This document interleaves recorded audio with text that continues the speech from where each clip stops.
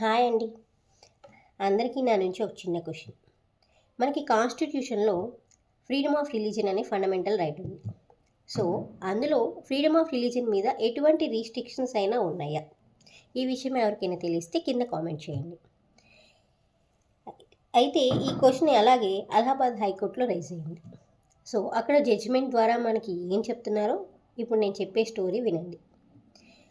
ఒక ఇద్దరు స్టూడెంట్స్ నమాజ్ చేయడానికి ఒక ప్లేస్కి వెళ్ళారు.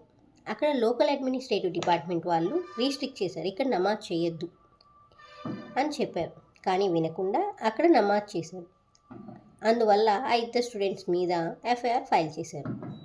ఆ కేసు అలహాబాద్ హైకోర్టు జడ్జి గారి ముందుకు వచ్చినప్పుడు ఆయన దగ్గర ఆ స్టూడెంట్స్ లాయర్ ఏమన్నారంటే, వీళ్ళకి ఎటువంటి ప్రీవియస్ క్రిమినల్ కేసెస్ లేవండి, వీళ్ళ ఇంటెన్షన్ కేవలం అక్కడ నమాజ్ చేయడం మాత్రమే, ఎటువంటి క్రిమినల్ ఇంటెన్షన్ లేదు, సో ఎఫ్ఐఆర్ క్వాష్ చేయమని రిక్వెస్ట్ చేశారు.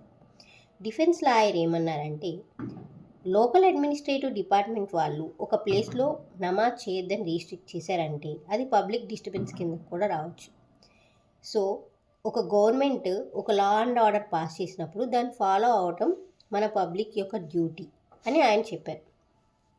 అయితే జడ్జి గారు ఏమన్నారంటే, ఈ స్టూడెంట్స్ చాలా యంగ్, వీళ్ళకి చాలా ఫ్యూచర్ ఉంది, అందులో ఒక స్టూడెంట్ గవర్నమెంట్ జాబ్ కూడా ట్రై చేస్తున్నారు. ఇప్పుడు ఒక ఎఫ్ఐఆర్ అనేది ఫైల్ చేస్తే తనకి గవర్నమెంట్ జాబ్ రావడానికి ఛాన్సెస్ తక్కువ అవుతాయి.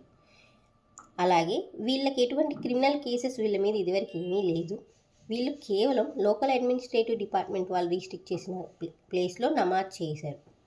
ఇది లా అండ్ ఆర్డర్ని ఫాలో అవ్వకపోవడమే అంటారు. కాబట్టి ఎఫ్ఐఆర్ని, వీళ్ళ పేరు మీద ఉన్న ఎఫ్ఐఆర్ని క్వాష్ చేసి వాళ్ళకి జడ్జి గారు వార్నింగ్ ఇచ్చారు. ఏమని ఇచ్చారు?